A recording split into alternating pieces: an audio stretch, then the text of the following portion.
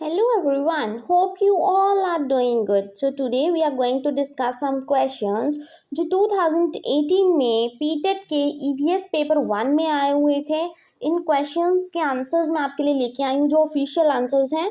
ठीक है जी. तो पहला क्वेश्चन उन्होंने क्या पूछा था ईवीएस में कि कौन सी ऐसी बॉडी है जो 2010 में एस्टेब्लिश हुई थी हैंडल करने के लिए expedition disposal of the cases pertaining to environmental issues कि इन्वायरमेंटल इश्यूज से रिलेटेड कौन सी ऐसी बॉडी थी जो 2010 में इंट्रोड्यूस हुई थी, इस्टेब्लिश हुई थी. तो इसका सही आंसर है नेशनल ग्रीन ट्रिब्यूनल. ये 2010 में लॉन्च हुई थी बॉडी, नेशनल ग्रीन ट्रिब्यूनल. ठीक है जी. 4 ऑप्शंस होंगे, उनमें से एक आंसर है national green tribunal. Terrestrial planets कौन से हैं? उन्होंने कहा था कि चूज करो. 4 दिए हुए थे उन्होंने, उसमें से एक गलत था. वैसे ये क्वेश्चन नॉट में आया था, बट प्लैनेट्स कौन से होते हैं वो आपको पता होना चाहिए. टेरेस्ट्रियल प्लैनेट्स उनको कहा जाता है जो रॉकी प्लैनेट्स होते हैं, जिसमें बहुत सारे रॉक्स, स्टोन्स, ये सब चीज़ें होती हैं, उनको टेरेस्ट्रियल बोला जाता है. तो कौन से 4 टेरेस्ट्रियल प्लैनेट्स हैं हमारे?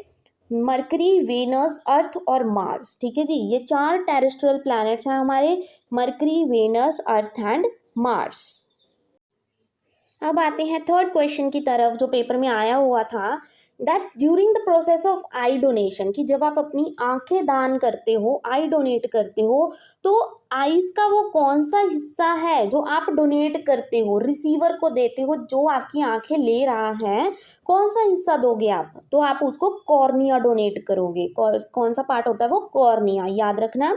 अब नेक्स्ट क्वेश्चन था कि कौन सी ऐसी कंट्री है जिसमें लार्जेस्ट CO2 गैस एमिटर था वर्ल्ड में प्रेजेंटली, मतलब प्रेजेंट स्टेटस है जो, कौन सी कंट्री का है जिसमें ज़्यादा CO2 की मात्रा है, कार्बन डाइऑक्साइड गैस ज़्यादा एमिट करता है, तो वो कौन सी कंट्री थी? चाइना. तो इसका सही आंसर है चाइना. अगला क्वेश्चन आया था ब्लूम टैक्सोनॉमी से. तो उन्होंने बोला कि कितनी कैटेगरीज में जो बेंजामिन ब्लूम है उन्होंने कोग्निटिव ऑब्जेक्टिव्स को डिवाइड किया था. तो हम सबको पता है हमारे पास 6 ऑब्जेक्टिव्स थे उसके: knowledge, comprehension, application, analysis, synthesis and evaluation. तो आंसर इसका सही क्या था? 6. ठीक है. कि जो ब्लूम टैक्सोनॉमी थी उसको कितने उसमें कैटेगरीज में डिवाइड किया गया था, तो इसका सही आंसर था 6. Now comes up with the 6th question. Who is the present Union Minister of Environmental, Forest and Climate Change in the present government of India? इनमें से कौन से यूनियन मिनिस्टर है प्रेजेंटली, मतलब करंटली कौन से यूनियन मिनिस्टर है environment के, फॉरेस्ट के और क्लाइमेट चेंज के? तो इसका आंसर है भूपेंद्र यादव. ठीक है. ये नाम तो आपको एज इट इज ही याद करने पड़ेंगे. भूपेंद्र यादव है. ठीक है जी, यूनियन मिनिस्टर. उसके बाद नेक्स्ट क्वेश्चन पे आते हैं, 7th क्वेश्चन. इन्होंने क्या बोला कि बहुत सारे because of various environment and rehabilitation concerns noted social activities, जो मेघा पाटकर थी उन्होंने नर्मदा बचाओ आंदोलन शुरू किया था गुजरात में. ठीक है जी. मतलब इन्वायरमेंट को देखते हुए कि जो मेघा पाटकर थी उन्होंने नर्मदा बचाओ आंदोलन शुरू किया गुजरात में, बट इसके अगेंस्ट एक डैम प्रोजेक्ट स्टार्ट किया गया. तो वो कौन सा था? कौन सा डैम प्रोजेक्ट था जो लॉन्च किया गया? तो ये 4 ऑप्शंस दिए गए थे, तो उसका सही आंसर था सरदार सरोवर डैम. इसके अगेंस्ट कौन सा डैम स्टार्ट किया गया? सरदार सरोवर डैम. अगला क्वेश्चन 8th क्वेश्चन आया था जो, that there is a continuous mention of AQI in context of huge pollution in Delhi in recent times. Expand AQI की मतलब इसकी फुल फॉर्म देनी है. AQI मतलब कि बार बार दिल्ली में जो पोल्यूशन है बहुत सारा, उसको AQI लिखा जाता है. तो AQI का मतलब क्या है? तो AQI के ऑप्शंस ये दिए गए थे और इसका सही आंसर है एयर क्वालिटी इंडेक्स. इसका सही आंसर है एयर क्वालिटी इंडेक्स. ठीक है जी. अगला क्वेश्चन आते हैं जो इन्होंने पूछा कि जो इंडिया के प्राइम मिनिस्टर हैं नरेंद्र मोदी, वो विनर किस चीज़ के थे? चैंपियंस ऑफ अर्थ अवार्ड के. 26 सितंबर 2018 की बात है. With which political personality did Indian PM Modi share this honour? तो जो मोदी जी थे उन्होंने अपना ये ऑनर, ये जो अवार्ड उनको मिला, उन्होंने किसके साथ शेयर किया था? तो ये क्वेश्चन था. ऑप्शंस आपको ये 4 दिए गए थे: Australian PM Scott, Canadian PM Justin, French president Emmanuel Macron and Russian president Vladimir. तो इसका सही आंसर था फ्रेंच प्रेसिडेंट इमैनुअल मैक्रोन। ठीक है जी, याद रखना, ये आंसर याद करने वाले ही हैं।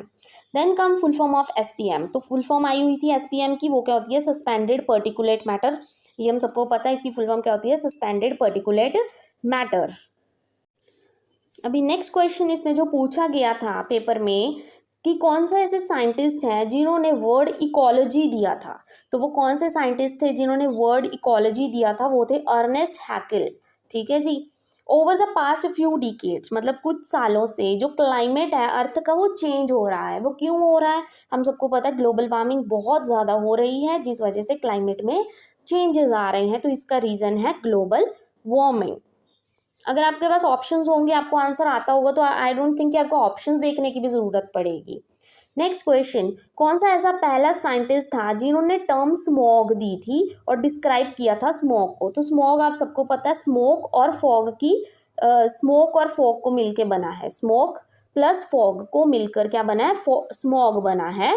तो किसने ये वर्ड दिया था, डॉक्टर हेनरी एंटोइन ने। ये देखो ऑप्शंस ये चार थे, तो इसमें से सही आंसर था doctor Henry Antoine. Next question की तरफ आते हैं कि कौन सा ऐसा पॉल्यूटेंट है जिसकी वजह से स्मॉग हुई है। कौन सा पॉल्यूटेंट है, देखो वो हुई है इंसिनरेटर और emission from the vehicle. Incinerator होते हैं जब आप कोई चीज़ जला देते हो, उसको इंसिनरेशन बोलते हैं। और एमिशन फ्रॉम व्हीकल्स मतलब जो गैसेज आती हैं व्हीकल से, उससे क्या होता है, स्मॉग फैलता है। नेक्स्ट है लास्ट क्वेश्चन इस क्वेश्चन पेपर का कि कौन सा ऐसा पार्टिकल है जिसको हम पर्टिकुलेट पॉल्यूटेंट कहते हैं। तो देखो ओजोन पॉल्यूटेंट नहीं है, रेडन भी नहीं है, इथाइलिन भी नहीं है। तो इसका सही आंसर है फ्लाई ऐश। फ्लाई ऐश एक पॉल्यूटेंट है कि जब आप कोई चीज़ जलाते हो वो धुआं बन के जब उड़ जाती है ना, वो उसके छोटे छोटे, आप पेपर को जलाते हो वो ब्लैक ब्लैक सा उड़ना शुरू हो जाता है, उसको फ्लाई ऐश बोलते हैं। ठीक है जी, राख जिसको बोलते हैं ना, राख बन के उड़ जाना, वो होती है फ्लाई ऐश। वो एक तरह सा पॉल्यूटेंट है जो पोल्यूशन फैलाता है, हमारी हवा को गंदा करता है। तो I hope today's video is useful for you. Thank you very much and please don't forget to like and subscribe my channel. ऐसे ही अब टाइम हमारे पास बहुत कम रह गया, जिस वजह से मैं सीधे आपको क्वेश्चन पेपर में से ही सिलेक्टेड क्वेश्चंस करवाऊंगी, ताकि आपको आइडिया हो जाए कि क्वेश्चंस आते कैसे हैं। और इन क्वेश्चंस को भी कर लेना, क्योंकि कई बार क्वेश्चन रिपीट अप हो जाते हैं। Thank you very much once again.